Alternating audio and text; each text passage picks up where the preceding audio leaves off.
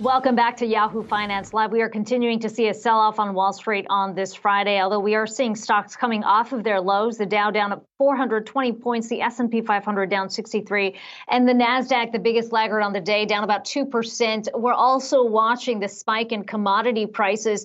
This, of course, coming as we continue to see the fighting escalate over in Ukraine. Taking a look at where Brent crude is, it was up as much as $114 a barrel there, but still well above that $100 a barrel mark, and certainly raising concerns about further increases.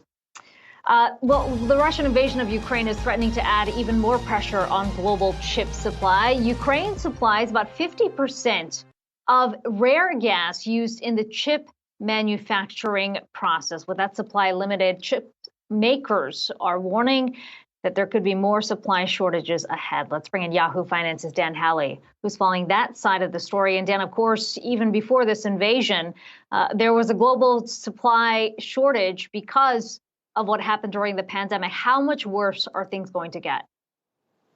That's right, Akiko. This is an issue with, believe it or not, neon gas. It being Ukraine is one of the largest exporters of neon gas, about 50% of the world's supply. And so the reason why that gas is so important is because it's actually used in the lasers that help to etch the important pieces of a chip onto the actual silicon. So they're a critical part of the building process of the chips that we use on everything from vehicles to smartphones. It's, the hyper advanced chips. Those are the ones that don't necessarily need neon, but the ones that most consumers use and need are what use neon. Now, they being companies, did do some stockpiling of neon ahead of this conflict, realizing that Russia was amassing troops on Ukraine's border, and so they needed to do something about this. And I think one of the lessons there is that perhaps the stockpiling wasn't enough.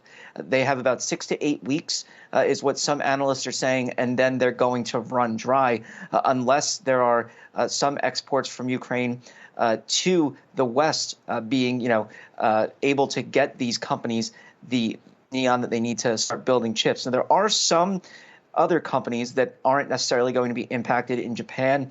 There are some, some companies that are saying they're still able to get neon from China. Texas has a purification plant down there, but it really is going to be an issue going forward.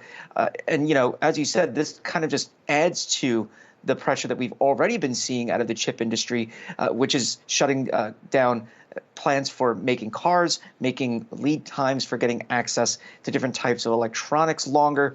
Apple recently said that they had to cut down on the sale of iPads to boost their iPhone availability. So this is going to continue to be a problem. And, I don't know if it's going to push out that date of 2023 when we were expected to see chips back in stock. But, you got to imagine if the process that you need to build them is now being impacted because of neon, then it could really push it out. Really interesting story there. You don't hear too much about the neon crunch, but very much a integral part of this story. Yahoo Finance's Dan Howley, thanks so much.